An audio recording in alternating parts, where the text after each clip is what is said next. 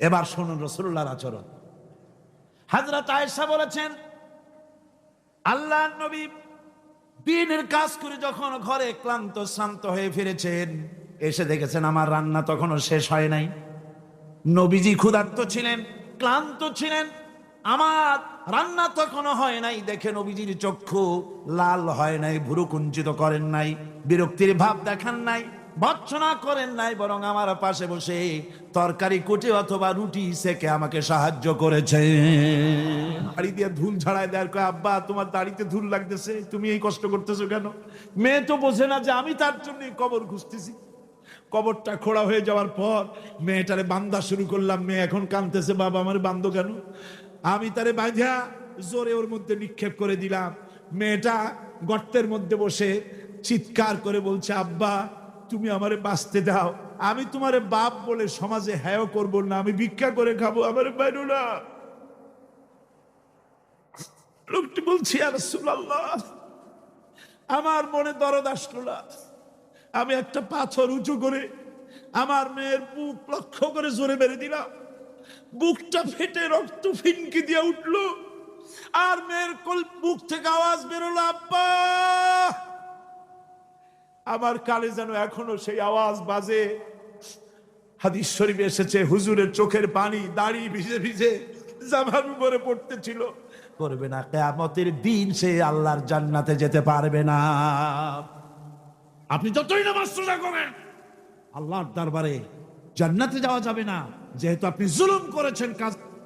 রাসূলুল্লাহর ঘরের ভিতরে কোনো দৌলত ছিল না, কিন্তু ঘরটা মহব্বত দিয়ে ভরা ছিল। আমি গ্লাসে পানি পান করে গ্লাসটা যখন রেখে দিতাম, যেখানে আমি ঠোঁট লাগাইয়া পান করতাম, আমার নবী গ্লাসের সেই জায়গায় পা মুখ লাগাইয়া পানি পান করতেন। আমার মা বোনেরা, আমার ভাইয়েরা, নবীজি নারীর যে অধিকার দিয়েছেন, এই পৃথিবীতে এত বড় অধিকার আর কেউ দেয় নাই। জোরে বলেন সুবহানাল্লাহ।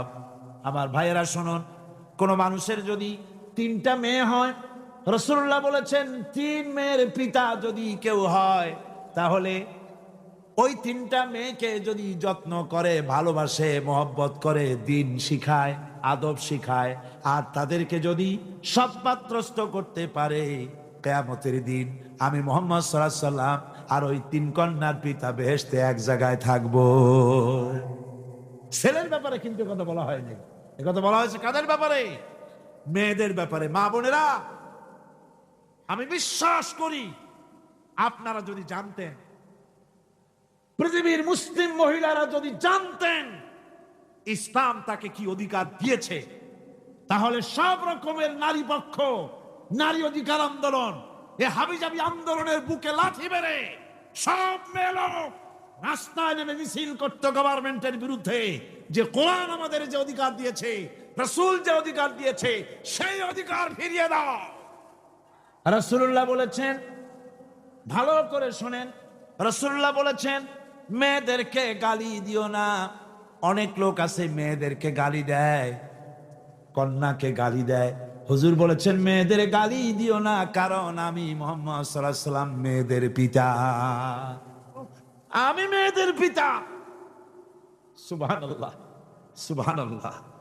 ভাইরা, হুজুরের বেঁচে ছিল কারা, ছেলেরা না মেয়েরা? কোন আপনারা কারা বাঁচি ছিল? সব ছেলেরা মারা গেছিলেন, ঠিক না? একটা হাদিস আপনি আমাকে দেখাতে পারবেন না, এমন একটা হাদিস নাই ছেলেরা মরে যাওয়ার পর হুজুর দুঃখ করে একদিন মুনাজাত করেছেন, আল্লাহ সব ছেলেগুলো নিয়ে গেলা, আমার একটা ছেলে দাও। একটা হাদিস নাই, একদিনের জন্য রাসূলুল্লাহ দোয়া করেন নাই। মেয়েতেই সন্তুষ্ট ছিল। মেয়ের কথা হুজুর বলেছেন, মেয়ের কথা বলেছেন, যখন তোমরা বাইরে যাবা, বিদেশে যাবা, বাজারে যাবা, কিছু না কিছু উপহার নিয়ে আসবা বাড়ি, আর উপহার এনে আগে দেবা মেয়েকে। সুবহানাল্লাহ কর, আগে কারে? মেয়েকে। সেই মেয়েরা আজ সমাজের সবচাইতে বেশি অবহেলিত, ঠিক কিনা কর? মেয়েটা একটু বড় হলেই আর একটা ছেলে যখন জন্মগ্রহণ করে, তখন এই ছেলেটারে কোলে নিতে নিতে ওর কাম সারা হয়ে যায়। তারপর বাড়িতে ভালো রান্না বান্না হলে ছেলের কিসমতে মুরগির কলজা, মুরগির ভালো ভালো অংশ, মাছের মাথা সব ছেলের মেয়ের কিসমতে হয় না, কথা ঠিক কিনা? ঠিক কিনা? এরপরে যদি রোগ হয়, মেয়ের অসুখ হয়েছে, ধৈর্য ধরতে তাকে নসিহত করা হয়, আর ছেলের অসুখ হওয়ার সাথে সাথে ডাক্তার 15টা বাড়িতে চলে আসে, ঠিক কিনা? এই বৈষম্য ইসলাম করেনি, আপনারা করেছেন, সমাজ করেছে। এই বৈষম্য ইসলাম করেন।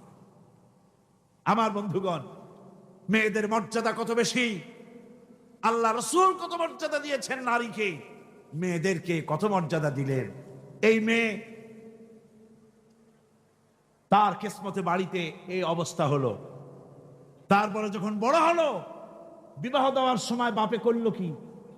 বাপ বিবাহের সময় মেয়েকে একটা পালঙ্ক দিল, সোফা সেট দিল, কাপড় চোপড় দিল, সোনা দানা দিল, বাস বাসানির মতো একটা আসসালামু আলাইকুম দিয়ে দিল, যাও।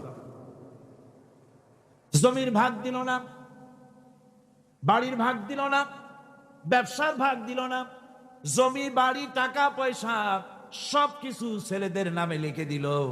মেয়েটাকে জনমের মতো ব্যবসার টাকা দিয়া বাড়ি দিয়া বঞ্চিত করে দিল, ঠিক কিনা? ঠিক কিনা?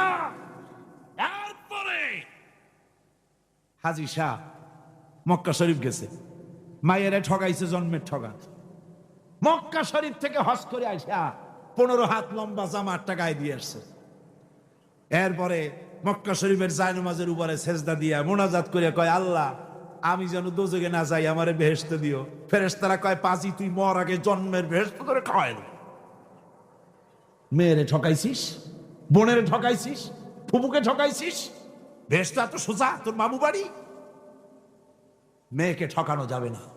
ছেলের যে অধিকার আছে, মেয়েরও সে অধিকার আছে। এই অধিকারের কথা কোরআনে বলা আছে, নাই? চিল্লায় বলেন নাই? আছে। মেয়ের অধিকার আদায় করেন, আপনার ধানি জমি থেকে তার অংশ দিবেন, আপনার বাড়ির জমিন থেকে অংশ দিবেন, আপনার ব্যবসার টাকার অংশ দিবেন। ছেলেও আপনার, মেয়েও আপনার।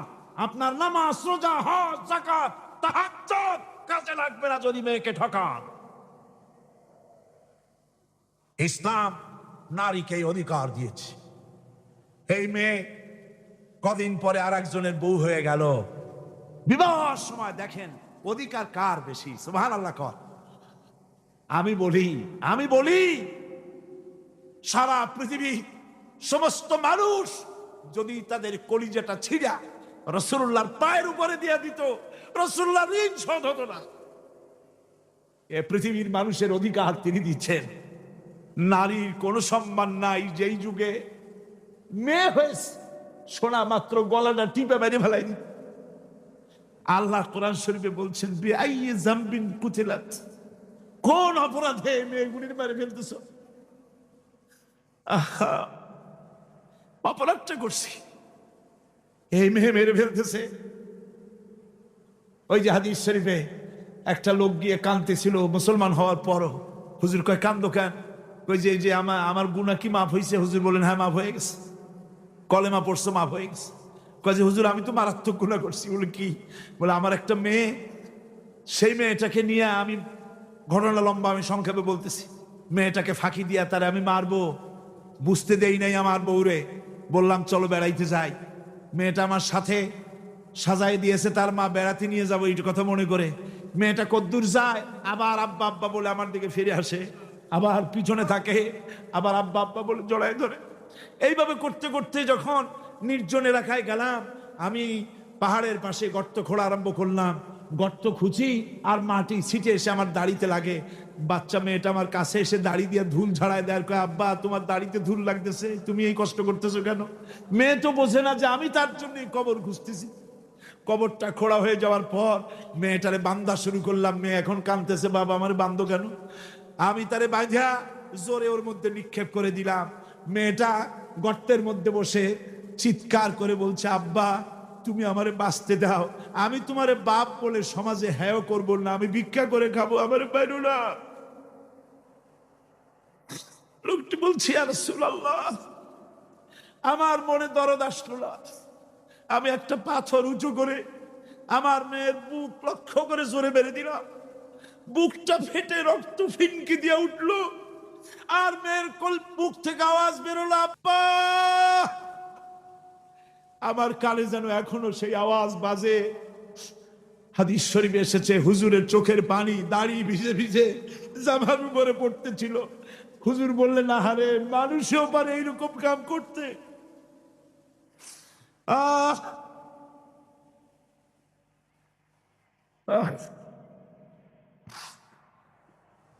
পৃথিবীতে নারীর যখন কোনো সম্মান ছিল না, মর্যাদা ছিল না, সেই সময় আমার রাসূল, আমার বিশ্বনবী নারীদেরকে সম্মানের হাত ধরে গর্তের ভিতর থেকে উঠাইয়া রানীর সিংহাসনে বসায় দিলেন। সুবহানাল্লাহ। মায়ের মর্যাদা দিয়ে দিলেন। সুবহানাল্লাহ।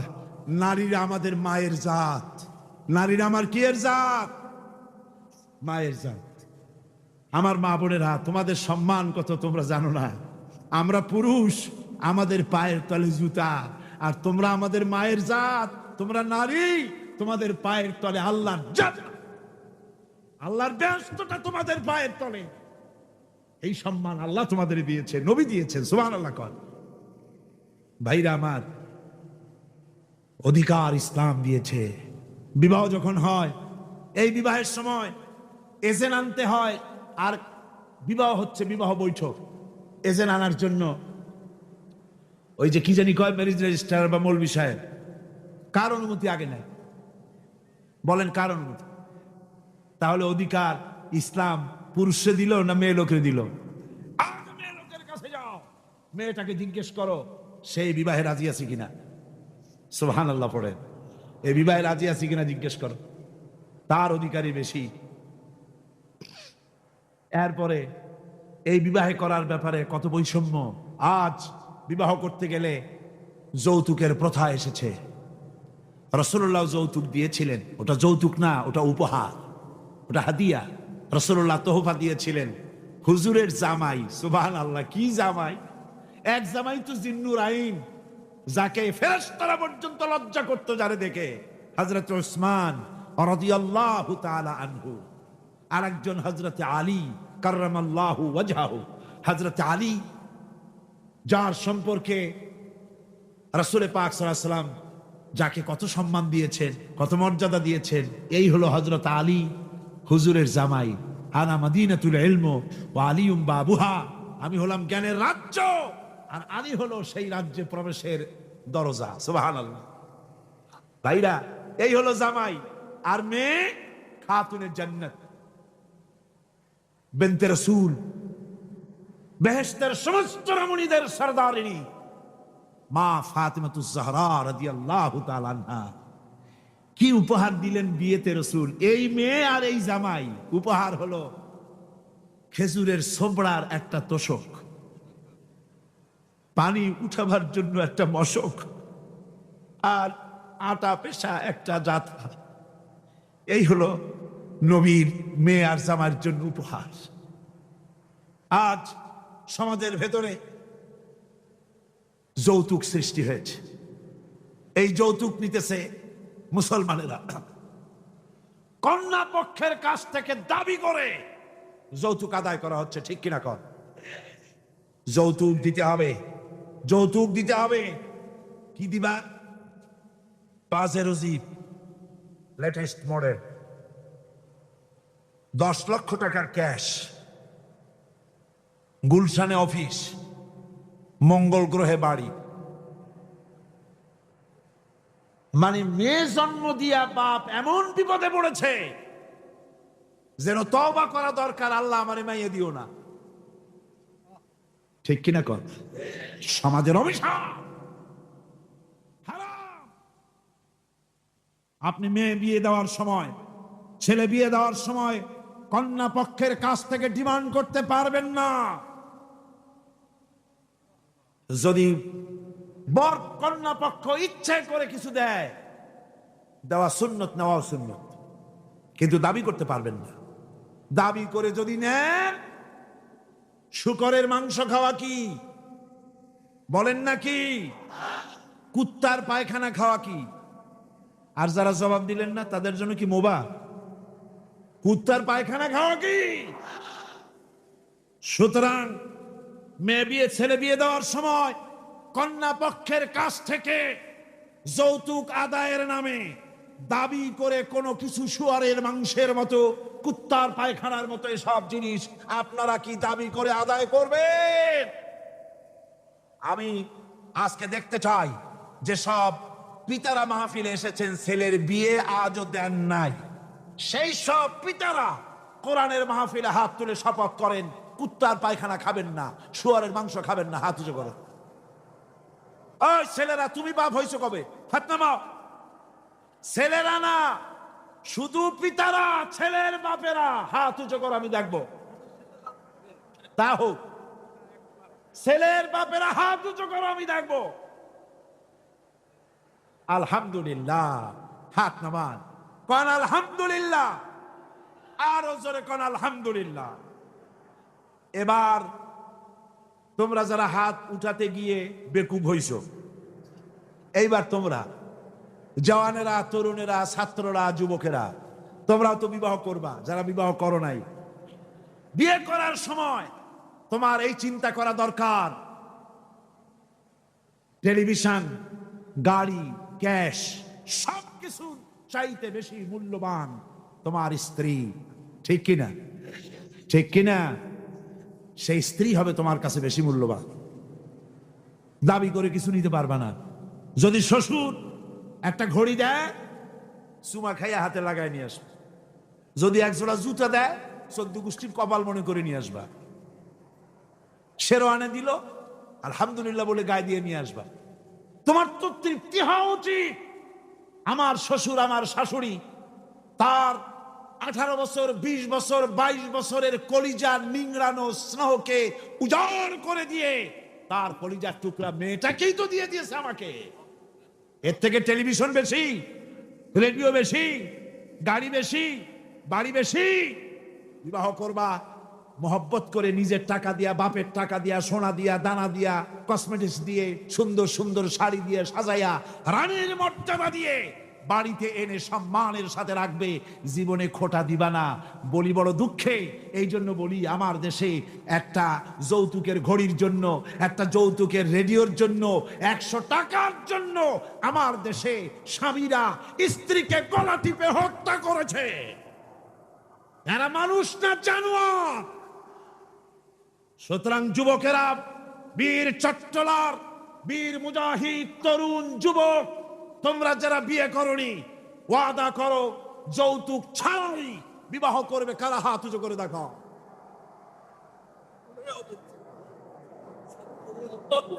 বুড়ারা হাত তুললে তো মনে হয় যেন আবার বিয়ে করতে চায়। বুড়ারা না, জওয়ানেরা, জওয়ান, বসো বসো বসো বসো।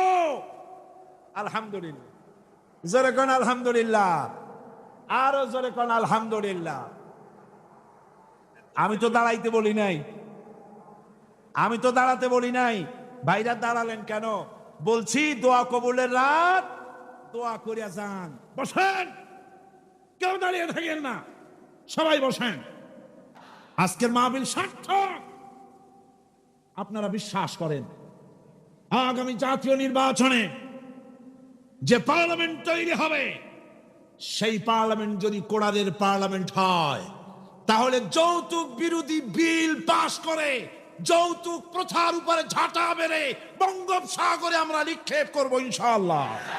আমাদের কাছে অনেক সময় রিকশাওয়ালা, ঠেলাওয়ালা, কুলি মজুর এসে দোয়া চায়, হুজুর একটু দোয়া করেন। কি দোয়া? 4-5টা মেয়ে বিয়ে দিতে পারি না। কেন? আমার কাছে ঘড়ি চাই, টেলিভিশন চাই। দুঃখে লজ্জায় অস্থির হয়ে যায়। আহারে, লোকটা ঠেলা গাড়ি চালায়, রিক্সা চালায়, ওর কাছে চাই টেলিভিশন আর ঘড়ি। ওটা কি মানুষ? কুত্তার চাইতেও নিকৃষ্ট। এই যৌতুক প্রথা যদি বন্ধ হয়ে যায়, জেনা কমে যাবে, বিবাহ সহজ হয়ে যাবে। ঠিক কিনা গণ? বিবাহ সহজ হয়ে যাবে। ভাইরা আমার, এরপরে বিবাহ হয়ে গেল, স্বামী স্ত্রীর ভিতরে মহব্বত হতে হবে। একটা জিনিস মাঝখানে আমি বলে নেই, সেটা হলো এই শাশুড়ি আর পুত্রবধূর ঝগড়া, সাপে নেউলে অবস্থা। একটা চিরন্তন অবস্থা। অবশ্য এগুলি চিত্তগঙ্গে নাই, আছে। শাশুড়ি মনে করে ছেলে যখন বিয়ে করলো, হায় রে হায়, এত কষ্ট করে ছেলেটারে মানুষ করলাম, পুরা ছেলেটারে দখল করে ফেললো বউ। আমি শাশুড়িরা যারা আসছেন আজকের মাহফিলে, শাশুড়িদের উদ্দেশ্যে বলি, নিজের মেয়ের হাজারো অপরাধ সহ্য হয়, পুত্রবধূর এক চুল পরিমাণ অপরাধ আপনার সহ্য হয় না। এটা ঠিক নয়। আপনি পুত্রবধূকে নিজের মেয়ের মতো দেখুন, আর পুত্রবধূরা তারাও নিজের শাশুড়িকে মায়ের মতো দেখুন। আর মনে মনে ভাবুন, চিরকাল আপনি পুত্রবধূ থাকবেন না, আপনিও শাশুড়ি হবেন। আপনার শাশুড়িকে যদি মায়ের মতো যত্ন আপনি করেন, তাহলে আপনার পুত্রবধূর কাছ থেকে আপনিও মায়ের যত্ন পাবেন। আর এই ঝগড়া যদি থাকে, সংসার কিছুতেই ভালো থাকতে পারে না। গেল শাশুড়ি পুত্রবধূ। এবার স্বামী স্ত্রী। স্বামী স্ত্রীর ভিতরে মহব্বত আল্লাহর এক নিয়ামত, কোন আলহামদুলিল্লাহ। হযরত আয়েশা সিদ্দিকা রাদিয়াল্লাহু তাআলা আনহা বলেছেন, রাসূলুল্লাহর ঘরের ভিতরে কোনো দৌলত ছিল না, কিন্তু ঘরটা মহব্বত দিয়ে ভরা ছিল। আমি গ্লাসে পানি পান করে গ্লাসটা যখন রেখে দিতাম, যেখানে আমি ঠোঁট লাগাইয়া পান করতাম, আমার নবী গ্লাসের সেই জায়গায় পা মুখ লাগাইয়া পানি পান করতেন। আমার দেশে বহুত স্বামী আছে, স্ত্রী বিয়ে করছে তো মনে করে যে আমি তো নওয়াবজাদা নসরুল্লাহ খান, আর বউ সারাদিন তুমি কাজ করবা। কেন সারাদিন বউ কাজ করবে? আপনি একটু কাপড়টা ধুইতে পারেন না? আপনি একটু তার থালা বালিটা ধোয়ার ব্যাপারে একটু সাহায্য করতে পারেন না?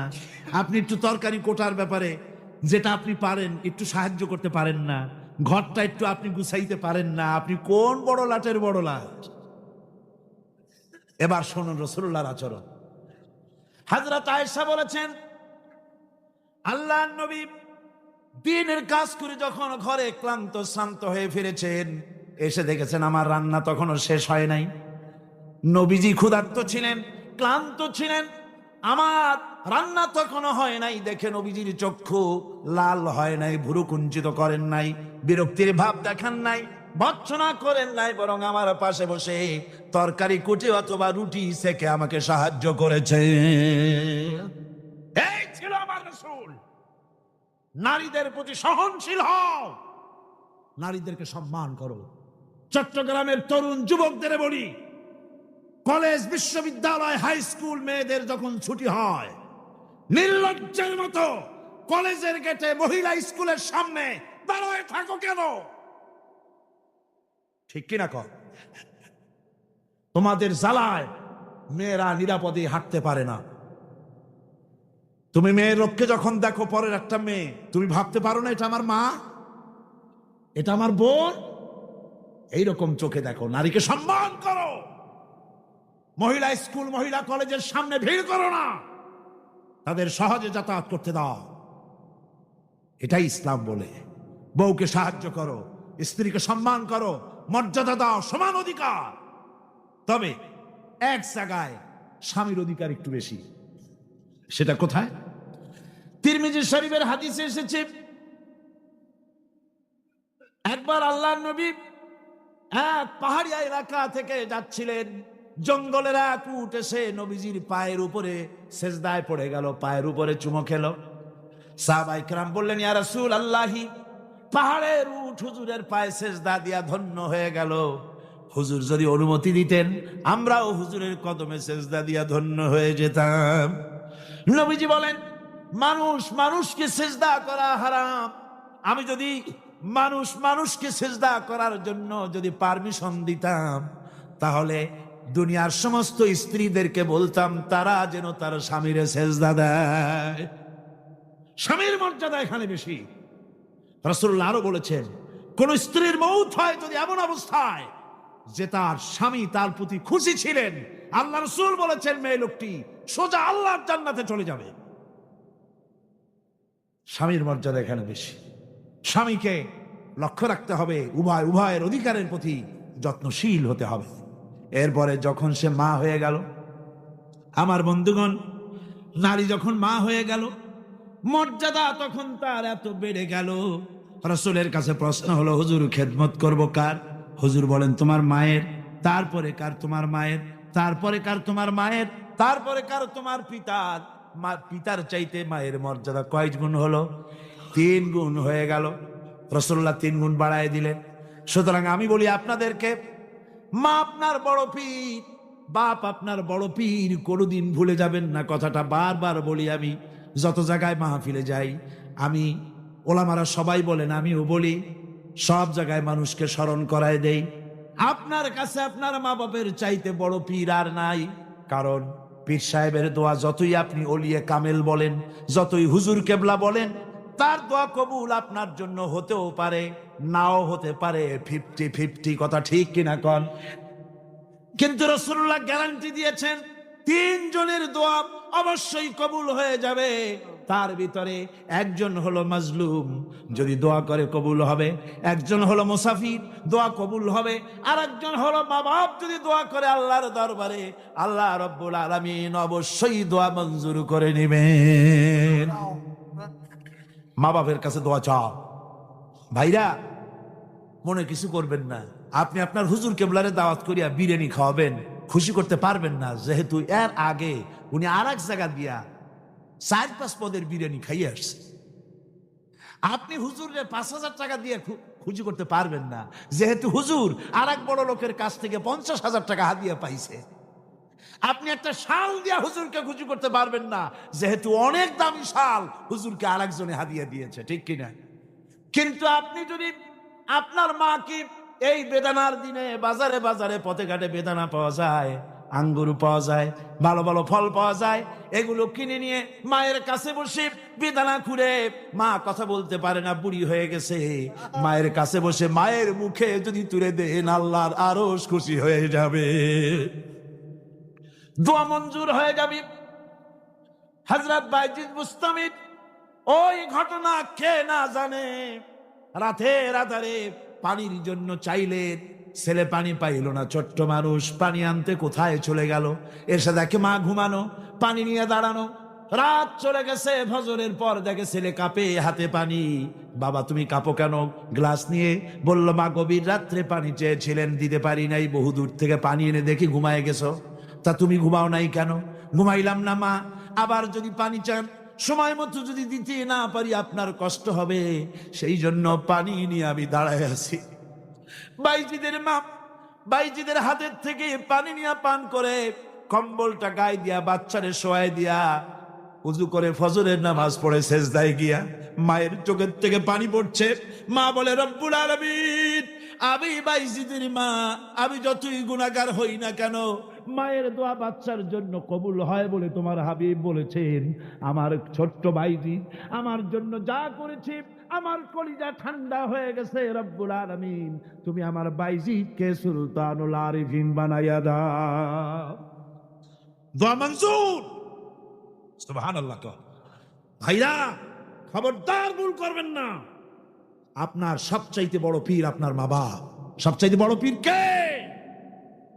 আমি এবার আমার বোনেদের ব্যাপারে শেষ কথা বলবো। ইসলাম আপনাকে অধিকার দিয়েছে লেখাপড়া করার, প্রশাসনিক দায়িত্বশীল হওয়ার অধিকার আছে, আর্মিতে যাওয়ার অধিকার আছে, সব অধিকার আছে পুরুষের। যত অধিকার ইসলামী রাষ্ট্রে আপনার, তত অধিকার, কোনোটা খাটো নাই। তবে ক্ষেত্র ভিন্ন, পর্দার সাথে থাকতে হবে। রাসূলুল্লাহ, আল্লাহ পাক বলেছেন, এমন একটা চাদর পরো, যেই চাদরটা পরলে মাথাটা, গলাটা, বুকটা ঢেকে যায়, এমন চাদর পরো। ব্যাংকে চাকরি করা যাবে, অফিসে চাকরি করা যাবে, কলেজে বিশ্ববিদ্যালয়ে চাকরি করা যাবে, ব্যবসা করা যাবে, সব করা যাবে, তবে পর্দার ভিতরে থেকে। বেপর্দা হলে পরে জাহান্নামে যাওয়া লাগবে। জোরে কর নাউজুবিল্লাহ। পর্দার সাথে আপনাদের থাকতে হবে। আমার মা বোনেরা, চাদর পরেন, বোরখা পরেন, বোরখার চাদর ছেড়ে দিয়েন না। দেখবেন একটা জিনিস লক্ষ্য করেন, বোরখা নাই, মাথার চুল টুল ছেড়ে দিয়ে, লিপস্টিক লাগাইয়া, মেকআপ পরে, তারপরে যদি কোনো দোকানে যান মার্কেটিং করতে, সেলসম্যান দেখেই কবে, আপা আসেন আসেন, বাবি সাহেব আসেন। আর যদি একটা বোরখা পরে যান, বলবে খালাম্মা বসেন। একটা অজানা একটা পুরুষ আপনারা আপা কইলো, ভাবি কইলো, এতে মজা না আপনাকে খালাম্মা বলে সম্মান করলো? সম্মান কোনটায়? সুতরাং বোরকা পরেন, চাদর পরেন। ইসলাম আপনাকে যে বোরকা পড়তে বলেছে, চাদর পড়তে বলেছে, আপনার সম্মানের জন্য, আপনার মর্যাদার জন্য। মা বোনদের ব্যাপারে সর্বশেষ কথা, অনেকের বাড়িতে চাকর চাকরানি থাকে, কাজের মেয়েরা থাকে, কাজের ছেলেরা থাকে, থাকে না? থাকে না? অনেক বাড়িতে কাজের মেয়ে লোক, কাজের লোক থাকে, কিন্তু গৃহকর্ত্রী এই কাজের লোকগুলির উপরে, চাকর চাকরানির উপরে এত জুলুম করে যে জুলুম মধ্যযুগেও ছিল না। ঠিক কি না? কোথায় কোথায় মারধর করে, নিজেরা যা খায় তার থেকে নিম্নমানের খাবার দেয়, ভালো শোবার পায় না, ভালো খাবার পায় না, আর মার তো আছে। আমার মা বোনেরা, তিরমিজি শরীফের হাদিস শুনুন। আল্লাহর নবী বলেছেন, শ্রমিকের উপরে, কাজের লোকদের উপরে যে অত্যাচার করবে, অধিকার আদায় করবে না, কিয়ামতের দিন সে আল্লাহর জান্নাতে যেতে পারবে না। আপনি যতই নামাজ রোজা করেন, আল্লাহর দরবারে জান্নাতে যাওয়া যাবে না, যেহেতু আপনি জুলুম করেছেন কাজের লোকদের প্রতি, শ্রমিকদের প্রতি। শ্রমিকের প্রতি জুলুম করা যাবে না। মা বোনদের কথা শেষ। গভীর রজনীতে কোরআনে কারীম সামনে নিয়া লক্ষ লক্ষ পুরুষ আর নারী একত্রিত হয়ে গুনার বোঝা মাথায় নিয়ে তোমার দরবারে হাত উঠাইছি। রব্বুল আলামিন, এই 5 দিনে আলোচনা করতে গিয়ে আমি মানুষ, বলার মধ্যে যদি কোনো ভুল করে থাকি, আমি বিনীতভাবে তোমার কাছে মাপ চাই। আয় আল্লাহ, তোমার বান্দাদের দিল থেকে, স্মৃতি থেকে সে ভুল কথাগুলি মিটাইয়া দাও। আর হক কথা যা বলেছি আল্লাহ, তেলাওয়াত হয়েছে, দরুদ ও সালাম হয়েছে, আলোচনা হয়েছে, জিকির আজগার হয়েছে, সওয়াবটুকুন জনাবে মুহাম্মদুর রাসূলুল্লাহ সাল্লাল্লাহু আলাইহি ওয়াসাল্লামের রূহ মুবারকে পৌঁছায়া দাও। রব্বুল আলামিন, আদম আলাইহিস সালাম থেকে নিয়ে আজ পর্যন্ত পৃথিবীর মাটির নিচে যত মুমিন মুমিনাত শুয়ে আছে, আল্লাহ সকলকে তুমি মাফ করে দাও। খুশি করেছে গো আল্লাহ। আমার স্বামী অনেক মহব্বতের ছিল গো আল্লাহ। আয় আল্লাহ, আমার স্বামীর উপরে আমি রাজি আর খুশি। আল্লাহ, আমার স্বামীকে আল্লাহ তুমি আমার স্বামীর উপর রাজি আর খুশি হয়ে যাও।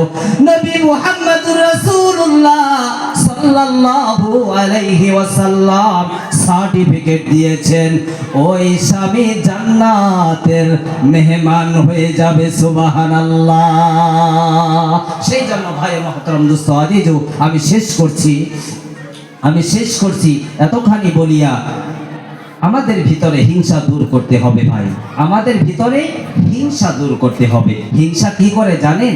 হিংসা কি করে জানেন? বিশাল একটা ময়দানের মধ্যে শুকনা খড়ি রাখছেন, 1 পয়সার একটা কাঠিয়ে ওই বিশাল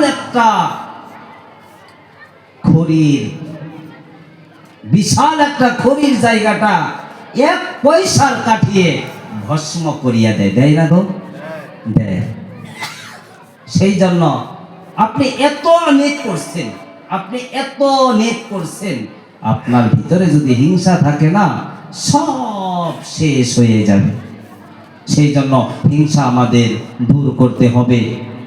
আমরা পরস্পর ভালোবাসা থাকতে হবে, আলেম উলামাদের সঙ্গে ভালোবাসা থাকতে হবে, মুরব্বীদের সঙ্গে ভালোবাসা থাকতে হবে, হ্যাঁ, ছোটদেরকে মহব্বত করতে হবে। নবী মুহাম্মদুর রাসূলুল্লাহ বলেছেন, যারা বড়কে সম্মান করে না, ছোটকে স্নেহ করে না, আমার উম্মতের মধ্য থেকে বাহির হয়ে যায় তারা। সেই জন্য ভাই ও মুহতারাম দোস্ত আজিজ, আমি সকলের কাছেই আমি আবদার করছি, যাতে আমরা 5 ওয়াক্ত নামাজ কায়েম করতে পারি, আর আমরা যাতে সকলেই আমরা কোরআন ও হাদিস মোতাবেক জীবনটা চলতে পারি, চালাইতে পারি। যে কথাটা হুজুররা না বলছে আর করব না, হুজুরে বলছে এটা করিও না, আর কোনোদিন আর সেই কাজের ধারে কাছে যাব না। আমরা সকলে ইনশাল্লাহ নামাজি হব তো ইনশাল্লাহ। আমি একটু হাত দেখতে চাই। সকলে নামাজি হব তো? নারে তাকবীর।